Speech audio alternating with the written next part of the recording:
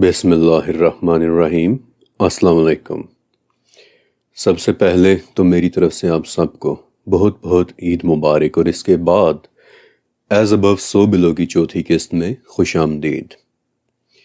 پچھلی قسط کی ریلیز کے بعد میں نے آپ کے تمام کمنٹس پڑھے اور ماشاءاللہ بالکل ویسا ہی ریئیکشن آیا جیسا کہ میں ایکسپیکٹ کر رہا تھا، ایک مائنڈ بلوئنگ قسم کا ریئیکشن، اور مجھے اس بات کی بہت خوشی ہے کہ آپ یہ سیریز قسط وار دیکھ رہے ہیں جیسا کہ اس کو دیکھنے کا حق ہے۔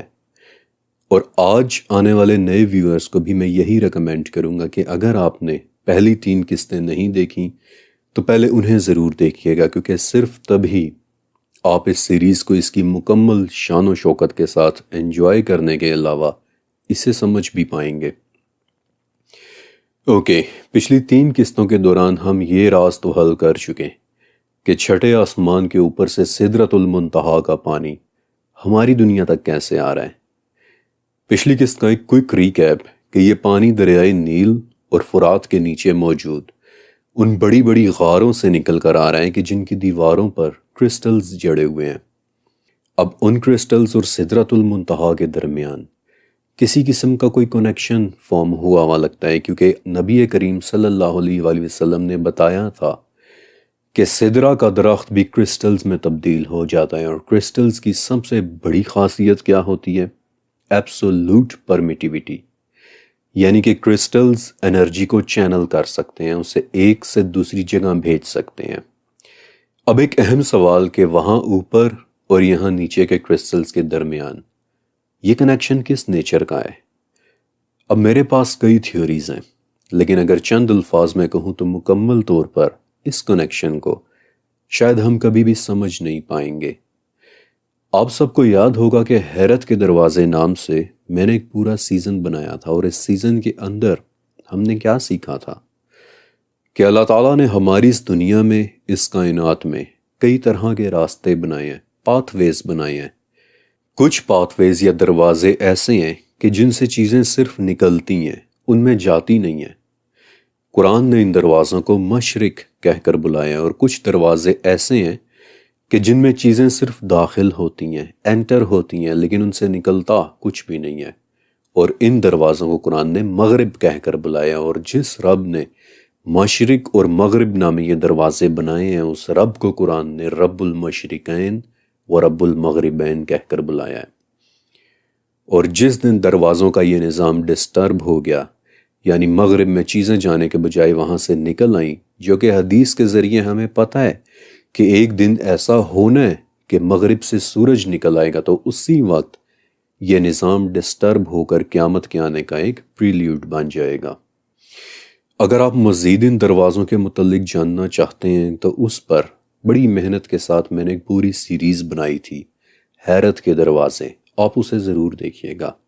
میں اس کی پلے لسٹ کا لنک بھی اس ڈسکرپشن میں انشاءاللہ لکھ دوں گا۔ اب یہ دروازے ایگزسٹ کرتے ہیں، ہماری میتھمیٹکس تو یہ بتا چکی ہے کہ ہاں یہ دروازے ایگزسٹ کرتے ہیں، لیکن ہماری انجینئرنگ ابھی اس قابل نہیں ہوئی کہ ان دروازوں کو ہم اپنی مرضی سے کھول کر انہیں استعمال کر سکیں، انہیں انڈرسٹینڈ کر سکیں، انہیں اسٹڈی کر سکیں۔ لیکن ایک بات پر ہماری انجینئرنگ بھی آہستہ آہستہ اب پہنچنا شروع ہو گئی ہے کہ ان دروازوں کے کھلنے اور بند ہونے کے ساتھ کرسٹلز کا کوئی نہ کوئی تعلق، کوئی کنیکشن ضرور ہے۔ اب پچھلی قسط میں ہم یہ دیکھ چکے ہیں کہ جنت کرسٹل سے بھری پڑی ہے، یاقوت، زمرد اور موتیوں سے بھری پڑی ہے، لیکن کیا وہ وہی یاقوت، زمرد اور موتی ہیں کہ جو یہاں ہماری اس دنیا میں ہیں؟ دیکھیے، کرسٹلز پر سٹڈی تقریباً ایک بالکل نئی فیلڈ ہے، بلکہ اگر میں کہوں کہ میری یہ سیریز اردو زبان میں کرسٹلز کے ٹاپک پر اب تک کا سب سے پہلا اور سب سے کمپریہنسو کام ہے تو شاید غلط نہیں ہوگا۔ بچپن سے ہم پڑھتے اور سنتے چلے آ رہے تھے کہ جنت میں موتی، زمرد اور یاقوت ہوں گے، لیکن ہمیشہ یہی سمجھا کہ یہ بات صرف ایک ایستھیٹک سینس میں کی جا رہی ہے، یعنی کہ جنت کی خوبصورتی کو سگنیفائی کرنے کے لیے کہ دیکھو جنت کتنی پیاری ہے۔ لیکن کبھی کسی نے یہ نہیں سوچا کہ کیوں آخر اللہ نے وہاں یہ کرسٹلز رکھے ہیں، اور یہ اپنی نوعیت کی پہلی سیریز ہے کہ جس کے اندر میں نے آپ کو بتایا ہے کہ کیونکہ کرسٹلز صرف خوبصورتی کے لیے نہیں بلکہ وہ اس سے کہیں بڑھ کر ہوتے ہیں۔ پچھلی قسط کے اندر میں نے آپ کو ایک بات کہی تھی کہ امام ابن ابی شیبہ نے اپنی کتاب صفات العرش اور 15ویں صدی کے ایک بہت بڑے اسلامک اسکالر جلال الدین سیوطی نے اپنی کتاب السمایا فی الحیات السمیہ میں لکھا تھا کہ اللہ کا عرش سرخ یاقوت کا بنا ہوا ہے، اور یاقوت ٹیکنیکلی ایک کرسٹل ہے۔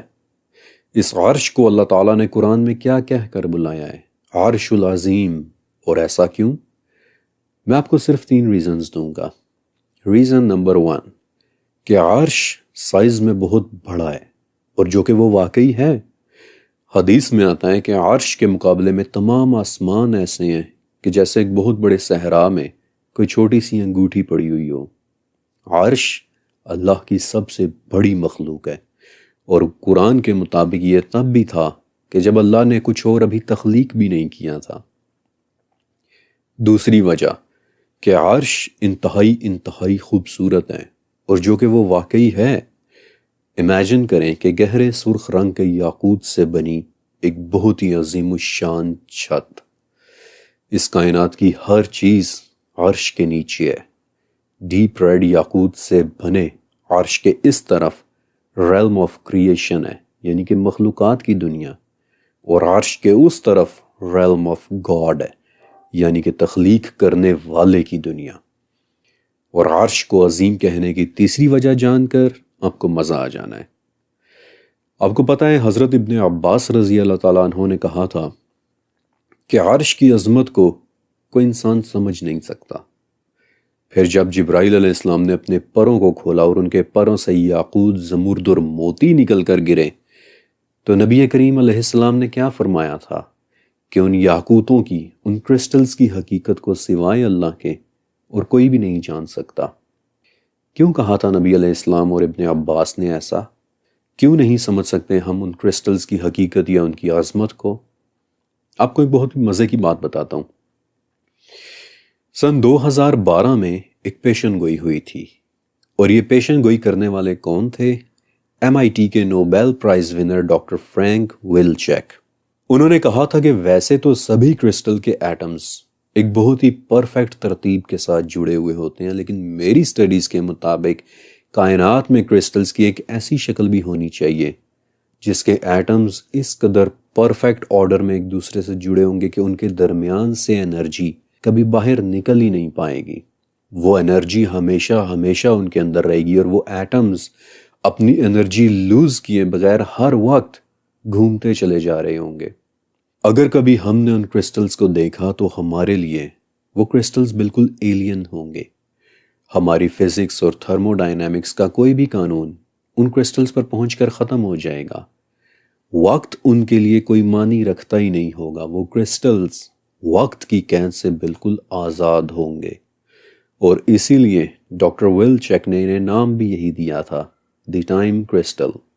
ان کرسٹلز کے اندر انرجی کی بے تحاشا اماؤنٹ سٹور ہو سکے گی، اور ولچیک نے کہا تھا کہ اگر کسی طرح سے ہم وہ کرسٹلز حاصل کر لیں تو ہماری ٹیکنالوجی کی پہنچ اس کائنات میں ہر طرف پھیل جائے گی۔ ڈاکٹر ولچیک کی اس پیشن گوئی کے بعد ٹائم کرسٹلز کی فیلڈ میں کافی کام ہوا تھا، اور پھر 2019 کے نیچر میگزین میں ایک رپورٹ پبلش ہوئی تھی۔ بیسیکلی یہ رپورٹ گوگل کے ایک پروسیسر کے حوالے سے تھی کہ جس کا نام تھا سائیکامور، ایک انتہائی پاورفل پروسیسر۔ اس پروسیسر کی طاقت کو ٹیسٹ کرنے کے لیے گوگل نے اسے ایک میتھمیٹیکل کوڈ دیا تھا، ایک انتہائی مشکل میتھمیٹیکل کوڈ۔ اب اس وقت دنیا کا سب سے طاقتور کمپیوٹر کون سا ہے؟ فرنٹیئر نام کا ایک سپر کمپیوٹر اس وقت دنیا کا سب سے طاقتور کمپیوٹر ہے، اور اگر فرنٹیئر اس کوڈ کو حل کرتا تو آپ کو پتہ ہے کہ فرنٹیئر کو کتنا ٹائم لگ جانا تھا؟ تقریباً 10,000 سال۔ لیکن سائیکامور نے وہ کوڈ کتنی دیر میں حل کیا تھا؟ صرف 200 سیکنڈز میں۔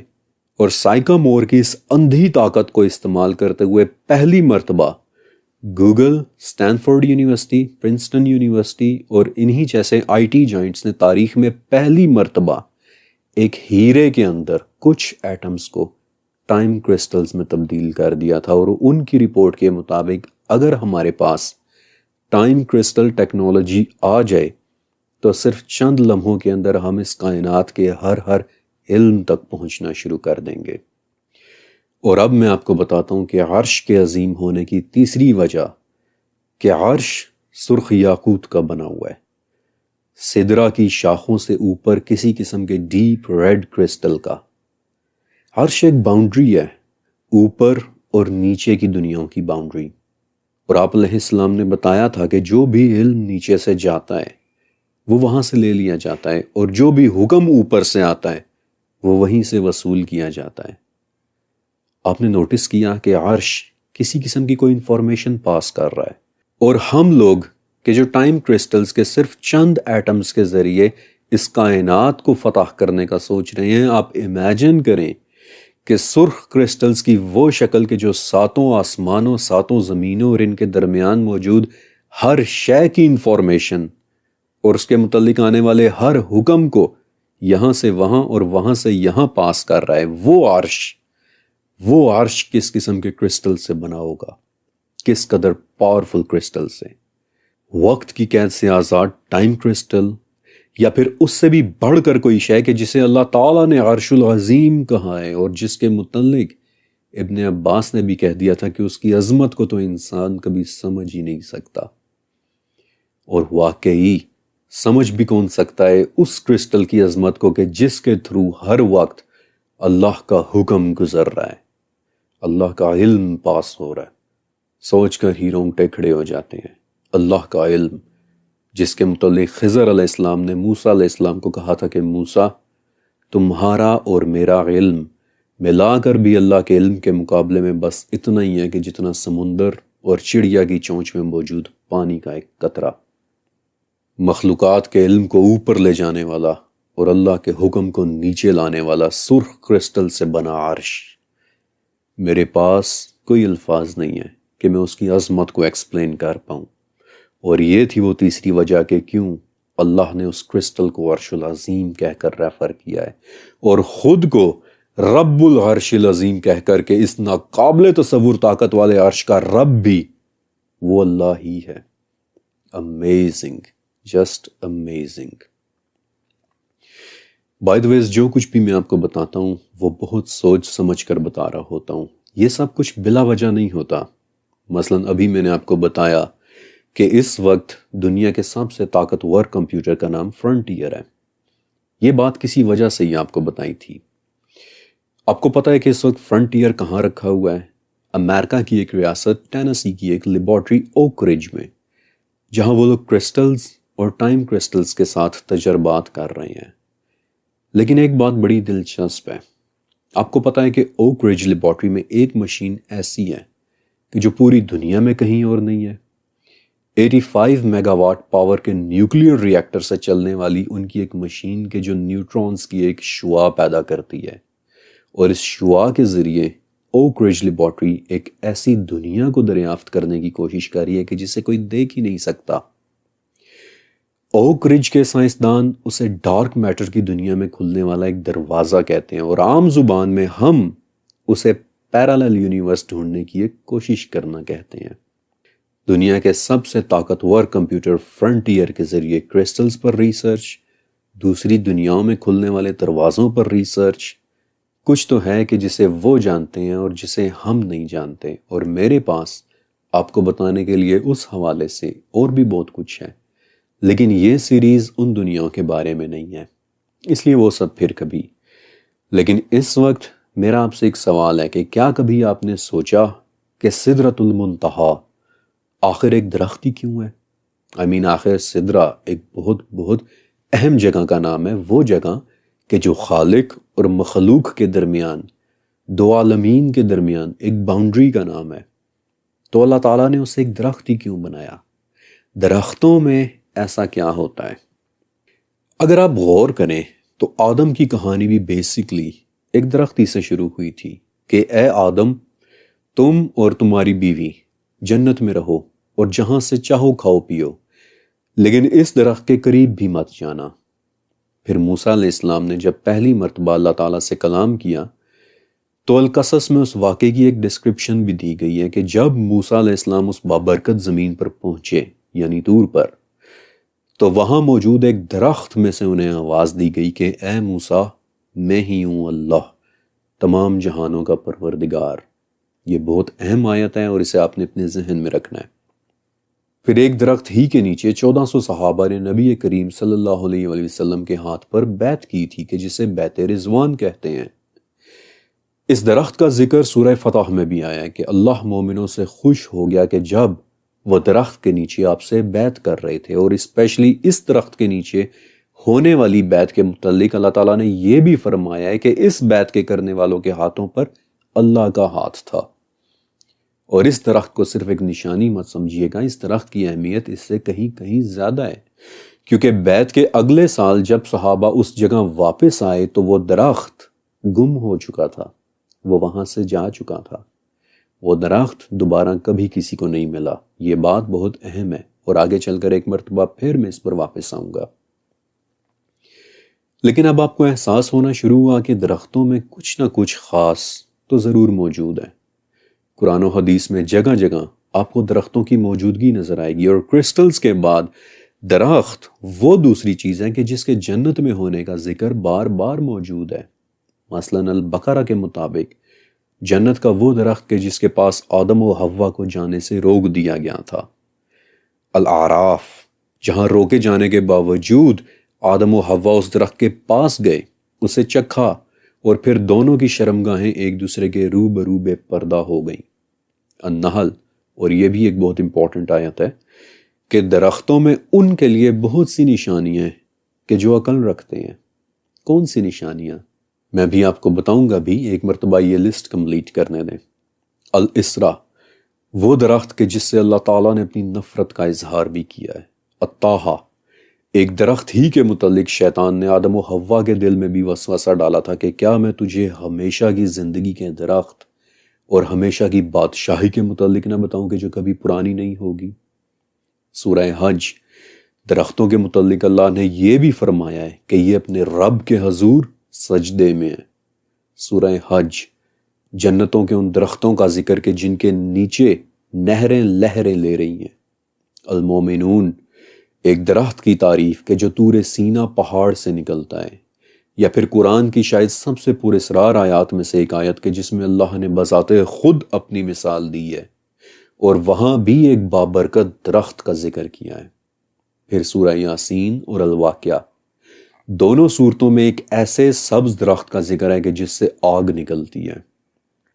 پھر ایک اور درخت کہ جس کا ذکر 4 صورتوں میں ہے اور اس کی 4 پراپرٹیز بتائی گئی ہیں کہ وہ درخت جہنم سے نکلتا ہے۔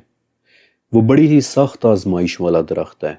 اس کے پتے اور شاخیں شیاطین کے سروں جیسے ہیں، اور یہ کہ وہ چکھنے میں تیز گرم پانی کی طرح ہیں اور پیٹ میں جا کر تانبے کی طرح ابلنے لگ جاتا ہے۔ الصافات، وہ درخت کہ جو حضرت یونس علیہ السلام کے اوپر تب اگا دیا گیا تھا کہ جب انہیں مچھلی نے اپنے پیٹ سے باہر نکال دیا تھا۔ اور سورہ رحمان میں ان درختوں کا ذکر کہ جو ستاروں کے ساتھ اللہ کے سامنے سجدے کرتے ہیں۔ ابھی میں نے آپ کو صرف قرآن میں درختوں کا ذکر دکھایا ہے، احادیث کو تو ابھی میں نے ٹچ بھی نہیں کیا، کیونکہ 749 احادیث ایسی ہیں کہ جو صرف درختوں کے ہی متعلق ہیں، اور وداؤٹ ریپیٹیشن، یعنی کہ تمام کی تمام احادیث اپنے متن میں یونیک ہیں۔ کوئی حدیث دوبارہ رپیٹ نہیں ہوتی، اور اگر میں حدیث میں درختوں کا ذکر کرنے لگ گیا تو یہ کس 2 گھنٹے سے پہلے شاید ختم بھی نہ ہو۔ مثلا میں آپ کو ایک حدیث کا بتاتا ہوں کہ جس میں جنت کے ایک درخت کا ذکر ہے۔ اس درخت کا نام طوبہ ہے، اور وہ اس قدر بڑا ہے کہ بہترین سے بہترین گھوڑ سوار بھی اگر اس کے سائے میں بھاگنا شروع کرے تو 100 سال تک بھاگنے کے باوجود وہ کبھی اس کے سائے سے باہر بھی نہیں نکل پائے گا۔ اوکے، ایک انٹرسٹنگ بات کہ میں نے حدیث میں دی گئی انفارمیشن سے اس درخت کا سائز کیلکولیٹ کرنے کی کوشش بھی کی تھی کہ ایک گھوڑ سوار کی ایوریج سپیڈ 71 کلومیٹر پر آور ہوتی ہے، اور اگر وہ بغیر رکے بھی طوبہ کے نیچے بھاگتا رہے تو 100 سال بعد وہ گھوڑ سوار 6.25 کروڑ کلومیٹر تک بھاگ چکا ہوگا، لیکن سٹل اس درخت کو کراس نہیں کر پایا ہوگا۔ آپ کو پتہ ہے کہ یہ کتنا فاصلہ بنتا ہے؟ 160 مرتبہ چاند پر جائیں اور واپس آئیں تب بھی طوبہ کا درخت اس ڈسٹینس سے زیادہ ہی بڑا ہوگا۔ Amazing, just amazing. لیکن اگر میں نے درختوں کے متعلق حدیثوں کو ڈسکس کرنا شروع کر دیا تو سیریز بہت بہت لمبی ہو جائے گی۔ البتہ ایک حدیث ایسی ہے کہ جسے میں ہر حالت میں آپ کو سنانا چاہتا ہوں، اور یہ حدیث اس شخص کے متعلق ہے کہ جو جنت کے اندر سب سے آخر میں داخل کیا جائے گا۔ اس حدیث کے مطابق جب جنت والے تمام لوگ جنت میں داخل ہو جائیں گے تب سب سے آخر میں ایک شخص جہنم سے نکالا جائے گا، اور جس وقت وہ جہنم سے نکالا جائے گا تو اس وقت اس کی حالت اتنی بری ہوگی کہ کبھی وہ چل رہا ہوگا اور کبھی منہ کے بل گر رہا ہوگا، کبھی آگ ایک زوردار لپٹ کے ساتھ اس کے پیچھے آئے گی اور کبھی اسے صرف چھو کر ہی واپس چلی جائے گی۔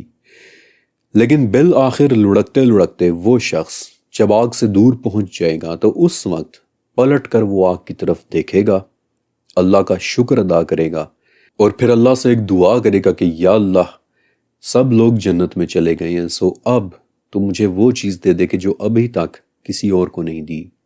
تو اپنی اس دعا پر اسے دور ایک درخت دکھائی دینے لگے گا۔ وہ شخص اللہ سے دعا کرے گا کہ یا اللہ وہ کتنا پیارا درخت ہے، تو مجھے اس کے سائے کے نیچے پہنچا دے تاکہ میں اس کے پاس ہی رہوں۔ اور آپ مزے کی بات دیکھیں کہ اللہ بھی اسے جواب دے گا اور اس سے پوچھے گا کہ اے ابن آدم، اگر میں تجھے یہ درخت دے دوں تو کیا تم مجھ سے کچھ اور بھی مانگے گا؟ وہ شخص کہے گا کہ نہیں یا اللہ، مجھے بس یہ درخت دے دے اور اس کے بعد میں پھر کچھ بھی نہیں مانگوں گا۔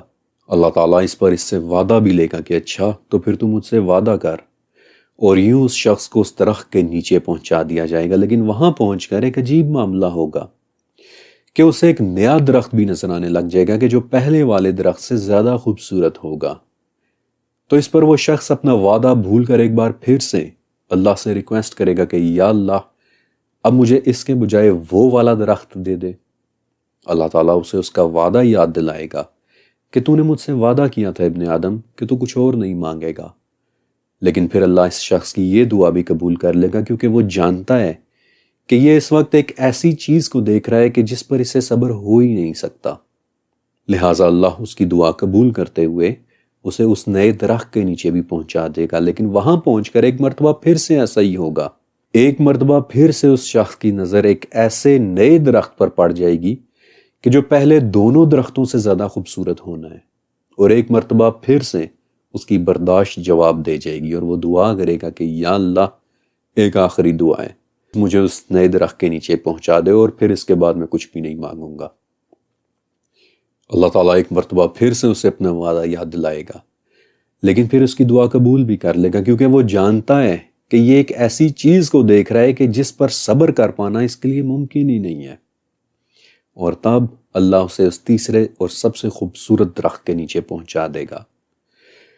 لیکن یہاں پر پہنچ کر ایک مرتبہ پھر سے ایک عجیب واقعہ رونما ہوگا۔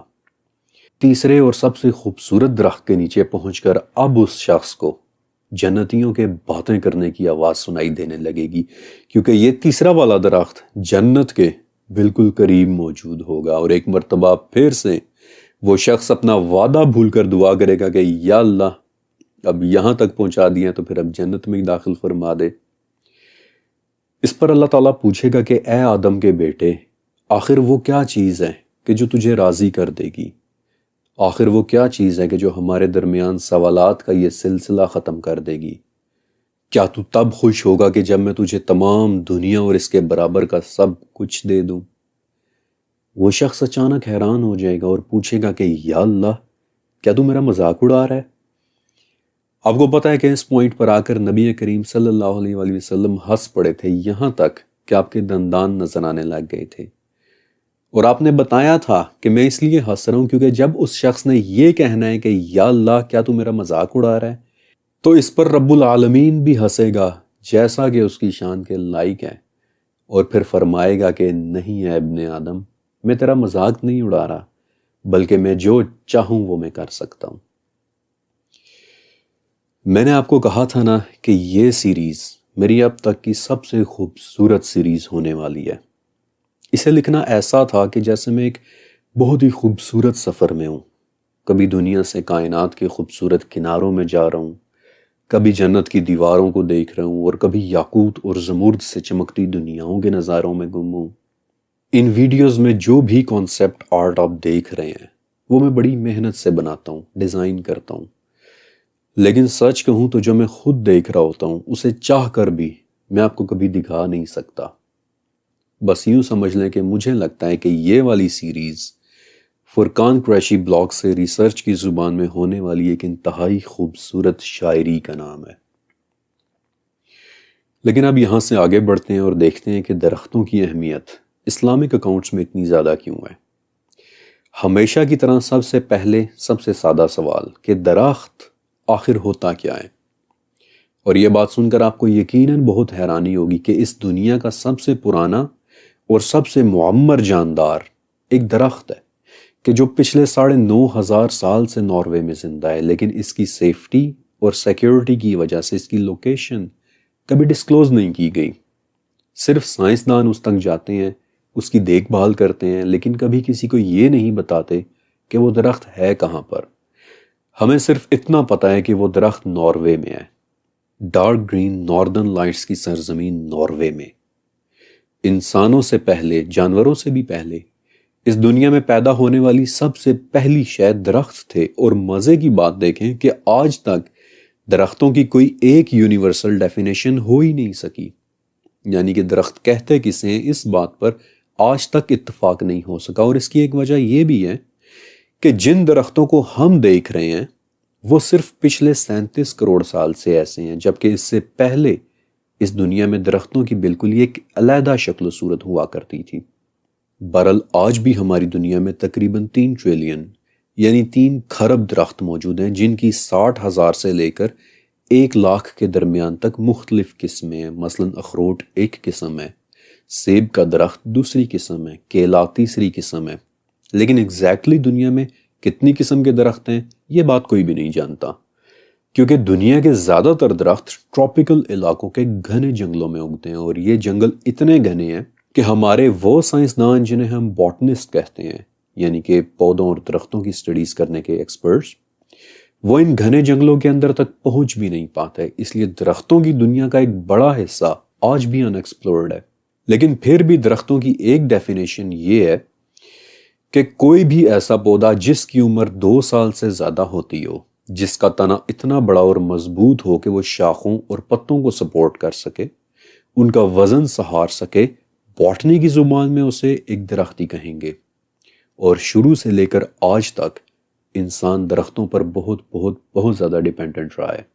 اب اس کی ایک وجہ تو وہ ہے کہ جو ہم سب بچپن سے جانتے ہیں کہ درخت ہمیں آکسیجن دیتے ہیں، یعنی درختوں کی وجہ سے ہم سانس لے پا رہے ہیں۔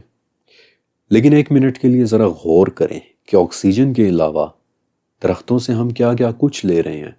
مثلاً پھل، مثلاً مختلف قسم کے تیل اور روغن، مغزیات، کافی، چاکلیٹ، مختلف قسم کے نٹس، لاتعداد اقسام کے سیرپس، کاغذ، کئی قسم کے مسالے مثلاً دار چینی یعنی سینمن وغیرہ۔ پھر ہمارے کتنی اقسام کے کھانے درختوں سے آ رہے ہیں، اور شاید سب سے بڑی بات کہ ہمارے گھروں میں استعمال ہونے والی لکڑی وہ بھی درختوں سے ہی آ رہی ہے۔ پھر ہزاروں سال سے انسان درختوں سے مختلف قسم کی دوائیاں لیتا چلا آ رہا ہے۔ اپنے ریسرچ ورک کے دوران میں نے کانگریس کی لائبریری میں حضرت عیسیٰ علیہ السلام کے زمانے کی ایک کتاب دیکھی تھی، دی میٹیریا میڈیکا، جس میں تقریباً 600 درختوں اور پودوں اور ان کے میڈیسنل یوزز کے متعلق لکھا ہوا ہے۔ چاہتے نہ چاہتے بھی انسان درختوں پر ہی ڈیپینڈ کر رہے ہیں، لیکن درخت صرف انسانی ضرورت کی نہیں بلکہ اس سے کہیں زیادہ کی اہمیت بھی رکھتے ہیں۔ ہزاروں سال سے درخت مقدس سمجھے چلے جاتے رہے ہیں، اور آپ دیکھنا چاہیں گے کہ کیسے؟ تو میرے ساتھ چلیے ایک بہت ہی خوبصورت اور حیران کن سفر پر، جہاں میں آپ کو اپنی وہ سٹڈی دکھاؤں گا کہ جو میں نے درختوں کو ملٹیپل لیئرز میں سمجھنے کے بعد کی ہے، اور وہ دکھانے کی خاطر 2 منٹ کے لیے میں آپ کو اپنے ساتھ قدیم ہندوستان میں لے کر جانا چاہتا ہوں، جہاں اکثر آپ نے ہندو خواتین کو دیکھا ہوگا کہ وہ ایک درخت کے گرد گھوم گھوم کر تنے پر ایک دھاگا باندھتی ہیں، اور اس دوران اپنی دعائیں جنہیں وہ پراتھنا کہتی ہیں وہ مانگتی ہیں۔ اس وقت پورے انڈیا میں 14,000 سے زیادہ ایسے مقدس درخت یا مقدس درختوں کے جھنڈ ہیں کہ جنہیں government of India sacred grooves کہتی ہے، لیکن یہ صرف وہ تعداد ہے کہ جو گورنمنٹ آفس میں رجسٹرڈ ہے، جبکہ اصل تعداد 1,00,000 سے بھی زیادہ ہے۔ ہندو اور بدھ مائتھولوجی میں 5 درخت ایسے ہیں کہ جنہیں وہ پنچاوتی کہتے ہیں، یعنی مقدس 5، دا سیکرڈ 5، جن میں سے ایک درخت تو ایسا ہے کہ جو انڈیا کا قومی درخت بھی ہے، یعنی برگد کا درخت، دی بنیان ٹری۔ ہندو، جین اور بدھ مائتھولوجی کے مطابق گوتم بدھ نے بھی برگد کے ایک بوڑھے درخت کے نیچے بیٹھ کر ہی اپنی تپسیا یا پھر میڈیٹیشن کی تھی، اور مجھے پورا یقین ہے کہ اگر آپ پنجاب سے ہیں تو آج بھی آپ نے کئی بوڑھے برگد کے درخت دیکھ رکھے ہوں گے کہ جو کبھی کبھار جی ٹی روڈ کے پرانے حصوں کے آس پاس نظر آ جاتے ہیں۔ اس کے بعد پیپل کا مقدس درخت، جس کے متعلق ہمارے پاکستان میں بھی کئی لوک کہانیوں کے علاوہ کئی توہمات اور ڈراؤنی کہانیاں بھی منسوب ہیں۔ پھر نیم کا درخت، انجیر اور آملہ، یہ سب انڈین کلچر کے مقدس درخت ہیں، اور ایک مرتبہ ہریانہ کے فارسٹ ڈپارٹمنٹ نے پنچاوتی کو گاؤں گاؤں لگانے کا ایک پروجیکٹ بھی شروع کیا تھا کہ جس میں فارسٹ ڈپارٹمنٹ والے درخت لگا کر چلے جاتے تھے اور پھر گاؤں والے ان درختوں کی لک آفٹر کرتے تھے۔ ہندو مائتھولوجی کا ایک بہت ہی قدیم اور مذہبی ٹیکسٹ ہے متسیا پرانا۔ میں آپ کو اس میں سے ایک شلوک پڑھ کر سناتا ہوں کہ جس سے آپ کو اندازہ ہوگا کہ وہ لوگ درختوں کو کس قدر اہم مانتے تھے۔ اردو میں اس شلوک کی ٹرانسلیشن ہے کہ 10 کنویں مل کر ایک تالاب بناتے ہیں، 10 تالاب مل کر ایک جھیل بناتے ہیں، 10 جھیلیں مل کر ایک دریا بناتی ہیں، اور 10 دریا مل کر ایک درخت بناتے ہیں۔ پھر ان مقدس درختوں کے علاوہ کمل کا پھول، کیلے کا پتا کہ جس پر وہ لوگ کھانا رکھ کر کھانے کو افضل مانتے ہیں، پھر تلسی کا پودا کہ جو گھر کے آنگن میں لگا ہوتا ہے، اس سب کے متعلق آپ میں سے زیادہ تر لوگ یقیناً جانتے ہوں گے۔ پھر ہندو مائتھولوجی کے بعد اینشنٹ کیلٹکس اور ڈرویڈز کلچرز میں آپ کو کئی مقدس درخت نظر آئیں گے، اور آج سے 2500 سال پہلے افلاطون نے بھی ایتھنز کے باہر جب اپنی اکیڈمی بنائی تھی تو وہ زیتون کے مقدس درختوں کے نیچے ہی بنائی تھی۔ لیکن جیسے ابھی آپ نے دیکھا کہ ہندو عورتیں درختوں کے گرد دھاگا باندھتی ہیں، ویسی ہی ایک پریکٹس جاپان میں بھی نظر آتی ہے۔ جاپان میں مقدس درخت کو شنبوکو کہتے ہیں، اور آپ اس کے تنے پر بندھی ہوئی رسی دیکھ کر آسانی کے ساتھ اسے آئیڈینٹیفائی کر سکتے ہیں۔ آپ کو ایک مزیدار سی بات بھی بتاتا ہوں کہ جاپان کے شہر کایاشیما میں جب وہ لوگ ریلوے اسٹیشن بنا رہے تھے، تب اسٹیشن کے راستے میں 700 سال پرانا ایک مقدس درخت آ گیا تھا، اور جب گورنمنٹ اسے گرانے لگی تو مقامی لوگوں نے زبردست احتجاج کیا، جس پر آپ کو پتا ہے کہ حکومت کو کیا کرنا پڑا تھا۔ انہوں نے درخت کو گرائے بغیر اس کے گرد ہی ریلوے اسٹیشن بنا دیا، اور جاپان کا وہ مقدس درخت اسٹیشن کے بیچوں بیچ آج بھی وہیں اپنی جگہ پر موجود ہے۔ اوکے، انڈین اور جاپنیز کلچر ایک دوسرے سے ہزاروں میل دور ہیں، لیکن درختوں کے متعلق ان کے عقائد اتنے سملر کیسے؟ دونوں کلچرز میں درخت کے تنے پر رسی یا دھاگا لپیٹنے کی وجہ کیا ہو سکتی ہے؟ اس سوال کا جواب سینٹرل افریقہ کے ایک ملک کانگو میں مل سکتا ہے۔ اس سیریز کی ریسرچ کے دوران میں نے کانگو میں بسنے والے ایک قبیلے کے متعلق سٹڈی کیا تھا کہ جو اوبانگوئی دریا کے کنارے رہتے ہیں، اور ان لوگوں میں ایک بات ایسی ہے کہ جو پرسنلی مجھے بہت انٹرسٹنگ لگی۔ جب بھی اوبانگوئی لوگوں کے ہاں کوئی بچہ پیدا ہوتا ہے تو اس کی پیدائش پر وہ لوگ ایک درخت لگاتے ہیں۔ وہ درخت بچے کے ساتھ ساتھ ہی پرورش پاتا ہے، بڑا ہوتا ہے، اور اگر اس درخت پر کوئی بیماری آ جائے تو گاؤں والے یہ تصور کرتے ہیں کہ شاید بچہ بھی اندرونی طور پر بیمار ہے، اور پھر وہ لوگ اس درخت اور بچے دونوں کی نگہداشت کرتے ہیں۔ کئی سال گزرنے کے بعد اس درخت پر جب پھول نکلیں تو گاؤں والے اسے ایک اشارہ سمجھتے ہیں کہ اب بچے کی شادی کا وقت آ گیا ہے، اور جب اپنی عمر پوری کرنے کے بعد وہ بچہ جوان اور بوڑھا ہو کر پھر فوت ہو جاتا ہے تو اس وقت قبیلے والے یہ مانتے ہیں کہ بچے کی روح اب اس درخت میں چلی گئی ہے، اور اس درخت کی شاخوں کے ذریعے وہ روح اب دوسری دنیاؤں میں چلی جائے گی۔ پرسنلی مجھے یہ داستان بڑی انٹرسٹنگ لگی، لیکن آپ نے ایک اہم بات نوٹس کی کہ اوبانگوئی کے لوگ درخت کو ایک سمبولک میننگ بھی دیتے ہیں کہ جس کی شاخیں دوسری دنیاؤں اور ہماری دنیا کے درمیان ایک لنک کا کام کرتی ہیں۔ ڈنمارک، ناروے اور سویڈن کی نورس مائتھولوجی میں بھی ایک بہت بڑا مقدس درخت ہے یہ گادرے سل، ایک بہت بہت بڑا درخت کہ جس کی جڑیں زمین میں اور شاخیں آسمان کی مختلف دنیاؤں میں پھیلی ہوئی ہیں اور اس کی شاخوں پر مختلف مخلوقات رہتی ہیں۔ آپ بٹوین دا لائنز چھپی ہوئی ایک انفارمیشن سمجھ رہے ہیں؟ اگر نہیں تو اب جو میں آپ کو بتانے والا ہوں اسے آپ نے بہت غور سے سننا ہے۔ درخت ایک ایسی شے ہے کہ جس کی جڑیں زمین میں یعنی مٹی اور پانی میں، جبکہ اس کی شاخیں ہواؤں اور آسمان میں ہوتی ہیں۔ یہ دونوں چیزیں دو مختلف عالموں میں زندہ ہوتی ہیں۔ درخت کو ہمیشہ سے دو مختلف عالموں کے درمیان ایک لائیو کنیکشن کے طور پر دیکھا جاتا ہے۔ اوپر اور نیچے کے کنیکشن کی علامت، ابو اور بلو کے کنیکشن کی علامت، ایک ایسا لنک کہ جو دو مختلف ریلمز میں زندہ ہوتا ہے، ایک ایسا کنیکشن کہ جو بالکل مختلف دنیاؤں میں زندہ ہوتا ہے۔ مٹی کی دنیا یعنی نیچے اور آسمان کی دنیا یعنی اوپر کے درمیان ایک لنک کی علامت ہے۔ اسی لیے بانگوئی لوگ مانتے ہیں کہ روحیں شاخوں کے ذریعے دوسرے عالم میں چلی جاتی ہیں۔ اسی لیے ہندو میتھولوجی میں عورتیں تنے کے گرد دھاگا باندھتے ہوئے پرارتھنا کرتی ہیں، کیونکہ وہ یہ علامت دکھا رہی ہوتی ہیں کہ ہم اپنی دنیا کو اوپر کی دنیا سے جوڑ رہی ہیں۔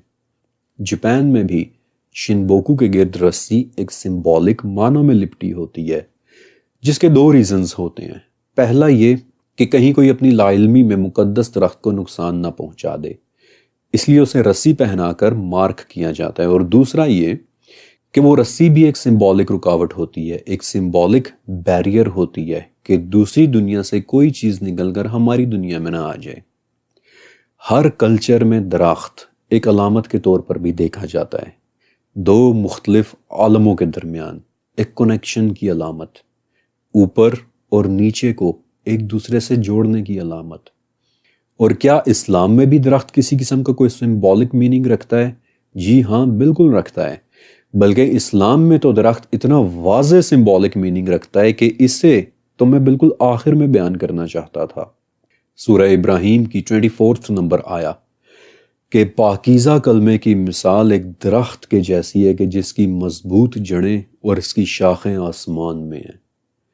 قرآن میں بھی درخت کو ایک سمبولک میننگ دیا گیا ہے کہ جو شروع تو تمہارے پاس سے ہوتا ہے، زمین میں، نیچے کی دنیا میں، لیکن اس کی پہنچ، اس کا لنک سیدھا آسمانوں میں جاتا ہے۔ اور اسی لیے پچھلی قسط کے اندر میں نے آپ کو وہ حدیث یاد رکھنے کا کہا تھا کہ جس میں نبی کریم صلی اللہ علیہ وآلہ وسلم نے فرمایا کہ میں ایک درخت پر بیٹھا کہ جس کی شاخیں بڑھتی چلی گئیں، یہاں تک کہ میں چاہتا تو آسمان کو چھو سکتا تھا، اور پھر میرے لیے ایک دروازہ کھول دیا گیا۔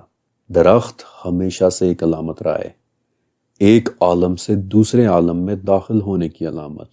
اسی لیے حضرت موسیٰ علیہ السلام سے بھی اللہ تعالیٰ نے کلام ایک درخت سے نکلنے والے شعلے سے کیا کہ جو ایک علامت ہے، اوپر اور نیچے کے درمیان کھلے ایک کنیکشن کی علامت۔ اور اب میں چاہتا ہوں کہ آپ ایک قدم پیچھے ہٹ کر بننے والی اس انتہائی خوبصورت تصویر کو دیکھیں کہ سدرۃ المنتہا ایک عظیم الشان درخت کہ جس کی جڑیں چھٹے اور شاخیں ساتویں آسمان میں ہیں۔ یہ درخت ایک باؤنڈری ہے کہ جس سے اوپر کچھ بھی نہیں جا سکتا، اور دو آسمانوں کے درمیان یہ درخت ایک کنیکشن کے طور پر کام کر رہا ہے، ایک connection between the realm of creation and the realm of God. یہ درخت کرسٹلز میں بھی بدل جاتا ہے کہ جس کی جڑوں سے 4 دریا نکلتے ہیں، جن میں سے 2 دریا ہماری دنیا میں بھی آ رہے ہیں۔ اور وہ کیسے؟ کیونکہ کرسٹلز بھی ان 2 عالمین کے درمیان ایک کنیکشن کے طور پر کام کر رہے ہیں۔ وہاں کرسٹل سے بنے درخت سے جو پانی نکل کر وہاں کی زمین میں جا رہا ہے، وہی پانی ہماری زمین کے نیچے کی ان غاروں سے نکل کر باہر آ رہا ہے کہ جن کی دیواروں پر کرسٹلز جڑے ہوئے ہیں۔ اور وہ بھی کن جگہوں سے نکل رہا ہے؟ دلدلوں سے، کہ جو خود بھی ایک طرح کے کنیکشن کی علامت ہیں، پانی اور زمین کے درمیان ایک کنیکشن کی علامت۔ آپ دیکھ رہے ہیں کہ کس طرح اوپر اور نیچے کے درمیان کنیکشن فارم ہو رہے ہیں، ایک انتہائی خوبصورت کنیکشن۔ ہر چیز کے کئی معنی ہیں، بس آپ کو یہ سیکھنا ہے کہ ان ملٹیپل میننگز کو سمجھنا کیسے ہے، انہیں انٹرپریٹ کیسے کرنا ہے۔ القرآن یہ کسی انسان کا کلام نہیں ہے، یہ ایک سپریم ہستی کا کلام ہے کہ جو ملٹیپل ڈیمینشنز میں بات کرتی ہے، اور اس کے کلام کو سمجھنے کے لیے آپ کو ہر ڈیمینشن میں سوچنا سیکھنا پڑے گا۔ اور یہاں سے آگے اب میں آپ کو ماضی سے نکال کر مستقبل میں لے کر جانے والا ہوں، جہاں میں آپ کو سونے کا وہ پہاڑ دکھاؤں گا کہ جو سدرۃ المنتہا کی جڑوں سے نکلنے والے ایک دریا فرات کے ذریعے ہماری دنیا میں آ کر ظاہر ہو جائے گا۔ اور یہاں سے آگے کی اگلی قسطوں کو آپ نے انشاءاللہ بہت بہت انجوائے کرنا ہے، لیکن تب تک کے لیے میری طرف سے آپ سب کو اللہ حافظ۔